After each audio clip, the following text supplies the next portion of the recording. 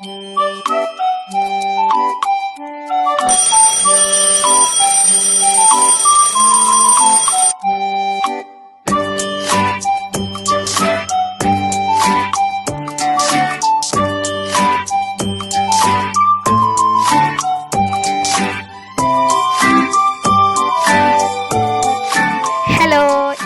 എഴുതാൻ പോകുന്ന എല്ലാ കൊച്ചു കൂട്ടുകാർക്കും പുതിയൊരു വീഡിയോയിലോട്ട് സ്വാഗതം.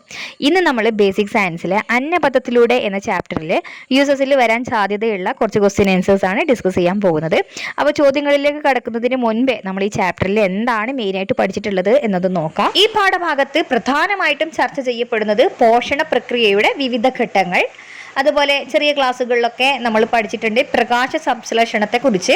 അപ്പോൾ ഇവിടെ നമ്മൾ പ്രകാശ സംശ്ലേഷണത്തിൻ്റെ പ്രാധാന്യത്തെക്കുറിച്ച് പഠിക്കുന്നുണ്ട്. ദഹന വ്യവസ്ഥയുടെ ഭാഗങ്ങളും അവയുടെ പ്രവർത്തനങ്ങളും, എങ്ങനെയാണ് അതിൻ്റെ പ്രവർത്തനം എന്നതിനെക്കുറിച്ചൊക്കെ ഈ പാഠഭാഗത്ത് വ്യക്തമായി പഠിക്കുന്നുണ്ട്. പിന്നെ ദന്ത സംരക്ഷണത്തിൻ്റെ പ്രാധാന്യത്തെക്കുറിച്ച്, വിവിധ തരം പല്ലുകളെക്കുറിച്ചൊക്കെ നമ്മൾ പഠിക്കുന്നുണ്ട്. പിന്നെ നമുക്കറിയാവുന്നതാണ് ഹരിതക സസ്യങ്ങൾ ആഹാരത്തിന് വേണ്ടി മറ്റു സസ്യങ്ങളെ ആശ്രയിക്കുന്നില്ല. അവ സ്വന്തമായി ആഹാരം നിർമ്മിക്കുന്നവയാണ്.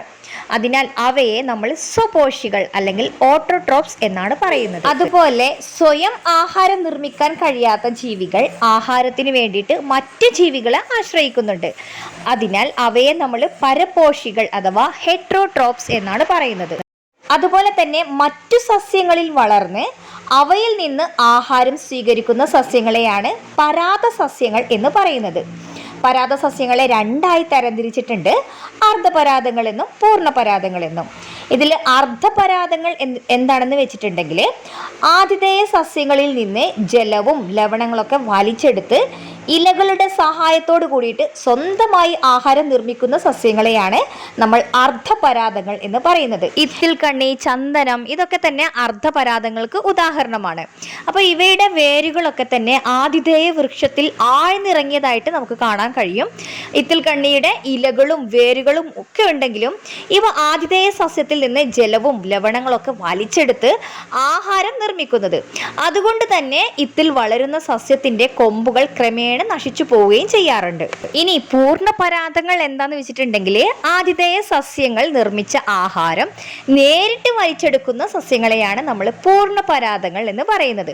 പൂർണ്ണപരാതങ്ങൾക്ക് ഉദാഹരണമാണ് മൂടില്ലാത്താളി. ഈ മൂടില്ലാത്താളി നിങ്ങൾ കണ്ടിട്ടുണ്ടോ? ഇത് നമുക്ക് ശ്രദ്ധിച്ചിട്ടുണ്ടെങ്കിൽ നമുക്ക് കാണാൻ സാധിക്കും ഇവയ്ക്ക് ഇലകളില്ല. സോ അതുകൊണ്ട് തന്നെ ആഹാരം നിർമ്മിക്കാൻ ഇവയ്ക്ക് കഴിയുകയുമില്ല. അപ്പോൾ ആതിഥേയ സസ്യത്തിന്റെ കാണ്ഡത്തിലേക്ക് തുളച്ചു കയറുന്ന പ്രത്യേക വേരുകൾ ഉപയോഗിച്ച് ഇവ സസ്യത്തിന്റെ ആഹാരം വലിച്ചെടുക്കുകയാണ് ചെയ്യാറുള്ളത്. അതുപോലെ തന്നെ ജീർണിച്ചു കിടക്കുന്ന അവശിഷ്ടങ്ങളിൽ നിന്നെല്ലാം പോഷക ഘടകങ്ങളൊക്കെ ആഗിരണം ചെയ്തിട്ട് വളരുന്ന സസ്യങ്ങളെയാണ് ശവോപജീവികൾ അഥവാ സാപ്രോഫൈറ്റ്സ് എന്ന് പറയുന്നത്.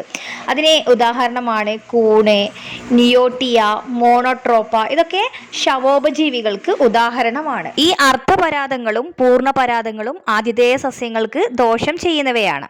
പൂർണ്ണപരാതത്തിന് ഉദാഹരണമാണ് മൂടില്ലാത്താളി. അതുപോലെ അർദ്ധപരാതത്തിന് ഉദാഹരണമാണ് ഇത്തിൽ കണ്ണി, ചന്ദനം. അതുപോലെ ശവോപജീവികൾക്ക് ഉദാഹരണമാണ് മോണോട്രോപ്പ, നിയോട്ടിയ, കൂൺ എന്നിവയെല്ലാം തന്നെ ശവോപജീവികൾ അതായത് സാപ്രോഫൈറ്റ്സുകൾക്ക് ഉദാഹരണമാണ്. ഇനി നമുക്ക് ജന്തുക്കളിലെ പരാതങ്ങൾ ഏതൊക്കെയാണെന്ന് നോക്കാം. ബാഹ്യപരാതങ്ങൾ എന്നും ആന്തരപരാതങ്ങൾ എന്നും രണ്ടായിട്ടാണ് തരംതിരിച്ചിട്ടുള്ളത്. നമുക്കറിയാം ബാഹ്യപരാതങ്ങൾ എന്ന് വെച്ചിട്ടുണ്ടെങ്കിൽ ശരീരത്തിന്റെ പുറമെ കാണുന്ന പരാതങ്ങളെയാണ് ബാഹ്യപരാതങ്ങൾ എന്ന് പറയുന്നത്. ആന്തരപരാതങ്ങൾ എന്ന് വെച്ചിട്ടുണ്ടെങ്കിൽ ജന്തുക്കളിലെ ഉള്ളിലായിട്ട് കാണപ്പെടുന്ന പരാതങ്ങളെയാണ് ആന്തരപരാതങ്ങൾ എന്ന് പറയുന്നത്. ഏതൊക്കെയായിരിക്കും ബാഹ്യപരാതങ്ങളും ആന്തരപരാതത്തിനും ഉദാഹരണങ്ങൾ? അതെ, പേൻ, ചെള്ള് ഇവയെല്ലാം തന്നെ ബാഹ്യപരാതങ്ങൾക്ക് ഉദാഹരണമാണ്. അതുപോലെ ഇരപിടിയൻ സസ്യങ്ങൾ ഏതൊക്കെയാണെന്ന് നോക്കിയാലോ? മണ്ണിൽ ചില ബാക്ടീരിയകൾ അന്തരീക്ഷ നൈട്രജനെ നൈട്രേറ്റുകളാക്കി മാറ്റുന്നുണ്ട്. അതായത് അസറ്റോബാക്ടർ, നൈട്രോബാക്ടർ എന്നീ ബാക്ടീരിയകൾ. എന്താണെന്ന് വെച്ചിട്ടുണ്ടെങ്കിൽ ചിലതരം മണ്ണിലെ ആസിഡിന്റെ അംശം കൂടുന്നത് കൊണ്ട് ഈ ബാക്ടീരിയകൾ ഇല്ലാതെ വരാം. സോ ഇത്തരം മണ്ണിൽ വളരുന്ന ചെടികൾക്ക് നൈട്രജൻ ലഭിക്കില്ല. അപ്പോൾ ഈ സ്ഥിതി മറികടക്കാൻ വേണ്ടിയിട്ട് ചില ചെടികൾ പ്രാണികളെ പിടിക്കുന്ന കഴിവ് ആർജിച്ചെടുത്തിട്ടുണ്ട്. പ്രാണികളുടെ ശരീരം വിഘടിപ്പിച്ച് ഇവ ആവശ്യമായ നൈട്രജൻ സ്വീകരിക്കുകയാണ് ചെയ്യുന്നത്. ഇവിടെ ചോദിക്കുന്ന ഒരു പ്രധാനപ്പെട്ട ചോദ്യമാണിത്. പയറുവർഗ്ഗ ചെടികളുടെ വേരുകളിൽ സ്ഥിതി ചെയ്യുന്ന നൈട്രജൻ സ്ഥിരീകരണ ബാക്ടീരിയ ഏതാണ്? അങ്ങനെ ചോദിച്ചിട്ടുണ്ടെങ്കിൽ റൈബോസിയം എന്നതാണ് ഉത്തരം. പിന്നെ പല കുട്ടികൾക്കും ഉള്ള ഒരു തെറ്റിദ്ധാരണയാണ് നമ്മുടെ ദഹനം സംഭവിക്കുന്നത് വയറ്റിൽ വെച്ച് തന്നെയാണ് എന്നുള്ള ഒരു തെറ്റിദ്ധാരണയുണ്ട്. ശരിക്കും നമ്മുടെ വായിൽ വെച്ച് തന്നെയാണ് ആഹാരത്തിന്റെ ദഹനം ആദ്യം സംഭവിക്കുന്നത്. പിന്നെ നമ്മുടെ ഉമിനീരിൽ അടങ്ങിയിരിക്കുന്ന രാസാഗ്നിയുടെ പേരാണ് ടൈലിൻ. പാൽപ്പല്ലുകളുടെ എണ്ണം 20 ആകുന്നു. പിന്നെ പലതരത്തിലുള്ള പല്ലുകളെ കുറിച്ച് നമ്മൾ ഈ ചാപ്റ്ററിൽ പഠിക്കുന്നുണ്ട്. പ്രധാനമായും ഉളിപ്പല്ല്, കോമ്പല്ല്, അഗ്രചർവണകം, ചർവണകം എന്നീ പല്ലുകളാണ് നമുക്ക് കാണപ്പെടുന്നത്. ഇതിൽ ഉളിപ്പല്ല് എന്താന്ന് വെച്ചിട്ടുണ്ടെങ്കിൽ മുൻവശത്ത് താഴെയും മുകളിലായിട്ട് കാണപ്പെടുന്ന 8 നിര പല്ലുകളെയാണ് ഉളിപ്പല്ല് എന്ന് പറയുന്നത്. ഇത് ആഹാരം കടിച്ചു മുറിക്കാൻ വേണ്ടിയിട്ട് സഹായിക്കുന്നു ഈ പല്ലുകൾ. പിന്നെ കോമ്പല്ല് ഉളിപ്പല്ലുകൾക്ക് സമീപമായിട്ട് ഇരുവശങ്ങളിലും മുകളിലും താഴെയുമായി കാണപ്പെടുന്ന 4 പല്ലുകളെയാണ് നമ്മൾ കോമ്പല്ല് എന്ന് പറയുന്നത്. ഇത് ആഹാര വസ്തുക്കൾ കടിച്ചു കീറാൻ വേണ്ടിയിട്ടാണ് ഈ പല്ലുകൾ നമ്മെ സഹായിക്കുന്നത്. അടുത്തതായിട്ട് അഗ്രചർവണകം കോമ്പല്ലിന് സമീപം ഇരുവശങ്ങളിലും മുകളിലും താഴെയുമായിട്ട് 8 പല്ലുകളാണുള്ളത്. അത് ആഹാരങ്ങളൊക്കെ തന്നെ ചവച്ചരയ്ക്കാൻ വേണ്ടി സഹായിക്കുന്നു. അടുത്തതാണ് ചർവണകം. അഗ്രചർവണകങ്ങളെ തുടർന്ന് മുകളിലും താഴെയുമായിട്ട് 12 പല്ലുകൾ കാണപ്പെടുന്നുണ്ട്. ഇവയാണ് നമ്മൾ ചർവണകം എന്ന് പറയുന്നത്. ഇതും ആഹാരങ്ങളൊക്കെ തന്നെ ചവച്ചരക്കാൻ വേണ്ടിയിട്ടാണ് സഹായിക്കുന്നത്. മനുഷ്യ ശരീരത്തിലെ ഏറ്റവും കടുപ്പമേറിയ ഭാഗമാണ് പല്ലിന്റെ ഇനാമൽ. അതുപോലെ മാംസാഹാരികൾക്ക് ആഹാരം കടിച്ചു കീറാൻ പാകത്തിലുള്ള കോമ്പല്ലുകൾ ഉണ്ട്. എന്നാൽ സസ്യാഹാരികൾക്ക് കടിച്ചു മുറിക്കാനും ചവച്ചരക്കാനും പാകത്തിലുള്ള പല്ലുകളാണ് ഉള്ളത്. നമ്മുടെ വായിൽ നിന്നും ആഹാരം അന്നനാളം വഴിയാണ് ആമാശയത്തിലോട്ട് എത്തുന്നത്, അതായത് സ്റ്റൊമക്കിലോട്ട് എത്തുന്നത്. അന്നനാളത്തിന്റെ തരംഗ രൂപത്തിലുള്ള ചലനത്തെയാണ് പെരിസ്റ്റാൾസിസ് എന്ന് പറയുന്നത്. ചെറുകുടൽ അഥവാ സ്മാൾ ഇൻറ്റസ്റ്റൈൻ. ചെറുകുടലിന് 6 മീറ്ററോളം നീളമുണ്ട്. ഇവിടെ വെച്ച് ആഹാരത്തിന്റെ ദഹനം പൂർത്തിയാവുന്നു. ദഹിച്ച ആഹാരത്തിലെ പോഷക ഘടകങ്ങൾ രക്തത്തിലേക്ക് ആഗിരണം ചെയ്യപ്പെടുന്നതും ചെറുകുടലിൽ വെച്ചാണ്. ഇനി നമുക്ക് വൻകുടലിന്റെ ധർമ്മം എന്താണെന്ന് നോക്കാം. ചെറുകുടലിനെ തുടർന്ന് 1.5 മീറ്ററോളം നീളമുള്ള ഈ ഭാഗത്തെയാണ് വൻകുടൽ എന്ന് പറയുന്നത്. ജലത്തിന്റെ ആഗിരണം നടക്കുന്നത് വൻകുടലിൽ വെച്ചാണ്. ദഹന വ്യവസ്ഥയുടെ ഭാഗങ്ങളും അവയുടെ ധർമ്മങ്ങളും എന്തൊക്കെയാണെന്ന് നമ്മൾ മനസ്സിലാക്കിയല്ലോ. ഇനി നമുക്ക് പോഷണ പ്രക്രിയയിലെ വിവിധ ഘട്ടങ്ങൾ ഏതൊക്കെയാണെന്ന് നോക്കാം. ഫസ്റ്റ് വൺ ആഹാര സ്വീകരണം, രണ്ടാമത്തത് ദഹനം, മൂന്നാമത്തത് ആഗിരണം, നാലാമത്തത് സ്വാംശീകരണം, അഞ്ചാമത്തത് വിസർജനം. ഒന്നാമത്തത് ആഹാര സ്വീകരണം. ഇതെന്താന്ന് വെച്ചിട്ടുണ്ടെങ്കിൽ ഇത് പോഷകാഹാരത്തിന്റെ ആദ്യത്തെ ഘട്ടമാണ്. ഇത് വായിൽ വെച്ചാണ് സംഭവിക്കുന്നത്. ഭക്ഷണം വായിലൂടെ പ്രവേശിക്കുന്നു. ഇതിനെയാണ് ആഹാര സ്വീകരണം എന്നുകൊണ്ട് അർത്ഥമാക്കുന്നത്. രണ്ടാമത്തത് ദഹനം അഥവാ ഡൈജഷൻ. ഇത് പോഷകാഹാരത്തിന്റെ രണ്ടാമത്തെ ഘട്ടമാണ്. വായിലും വയറ്റിലും വെച്ച് ഇത് സംഭവിക്കുന്നുണ്ട്. ഭക്ഷണം വായിൽ നിന്ന് അന്നനാളത്തിലൂടെ വയറ്റിൽ പ്രവേശിക്കുന്നു. ദഹനേന്ദ്രിയ എൻസൈമുകൾ ഭക്ഷണത്തെ ലളിതമായ പദാർത്ഥങ്ങളായി വിഘടിപ്പിക്കുന്നു. മൂന്നാമത്തത് ആഗിരണം.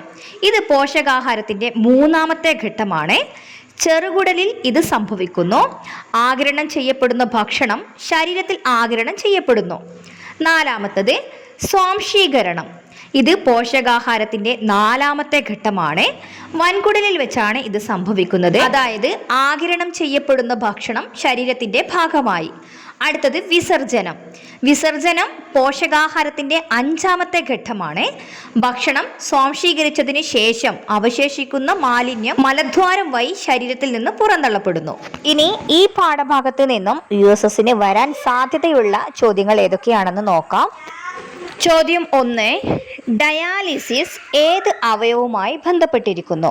ഡയാലിസിസ് ഏത് അവയവുമായി ബന്ധപ്പെട്ടിരിക്കുന്നു? ഓപ്ഷൻ എ ഹൃദയം, ബി ആമാശയം, സി കരൾ, ഡി വൃക്ക. ഉത്തരം ഓപ്ഷൻ എ ഹൃദയം. അടുത്ത ചോദ്യം പാൽപ്പല്ലുകളുടെ എണ്ണം എത്ര? Option A 15, B 10, C 20, D 32. ഉത്തരം ഓപ്ഷൻ സി 20. അടുത്ത ചോദ്യം കൂട്ടത്തിൽ പെടാത്തത് ഏത്? ഓപ്ഷൻ എ മോണോട്രോപ്പ, ബി ചന്ദനം, സി ഇത്തിൽ കണ്ണി, ഡി നെല്ല്. ഉത്തരം ഓപ്ഷൻ ഡി നെല്ല്. അടുത്ത ചോദ്യം, അമിത മദ്യപാനം ഏറ്റവും കൂടുതൽ ബാധിക്കുന്ന അവയവം ഏതാണ്? ഓപ്ഷൻ എ തലച്ചോറ്, ബി കരൾ, സി ഹൃദയം, ഡി ശ്വാസകോശം.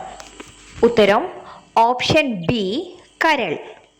അടുത്ത ചോദ്യം, ജീവിത അവസാനം വരെ പല്ല് വളരുന്ന ജീവി ഏതാണ്?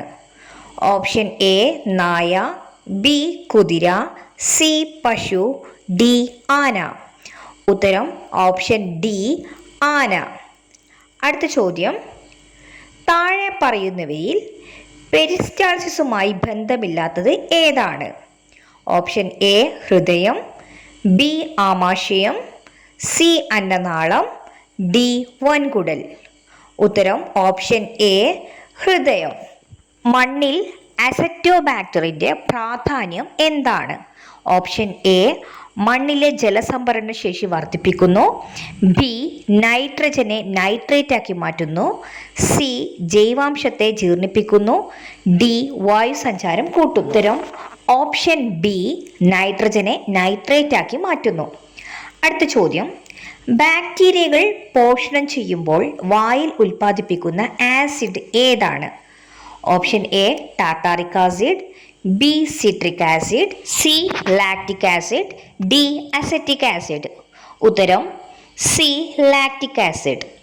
അടുത്ത ചോദ്യം, മനുഷ്യന്റെ ദഹനേന്ദ്രിയ വ്യവസ്ഥയിൽ വില്ലസുകൾ സ്ഥിതി ചെയ്യുന്നത് എവിടെയാണ്? ഉത്തരം ഓപ്ഷൻ എ അന്നനാളത്തിൽ, ബി ആമാശയത്തിൽ, സി ചെറുകുടലിൽ, ഡി വൻകുടലിൽ. ഉത്തരം ഓപ്ഷൻ സി ചെറുകുടലിൽ. അടുത്ത ചോദ്യം, പോഷണ പ്രക്രിയയിൽ ദഹിച്ച ആഹാരത്തെ ശരീരം സ്വീകരിക്കുന്ന പ്രക്രിയയെ എന്താണ് പറയുന്നത്? ഓപ്ഷൻ എ വിസർജനം, ബി ദഹനം, സി ആഗിരണം, ഡി സ്വാംശീകരണം. ഉത്തരം ഓപ്ഷൻ സി ആഗിരണം. അടുത്ത ചോദ്യം, ലോക ആരോഗ്യ ദിനം എന്നാണ്?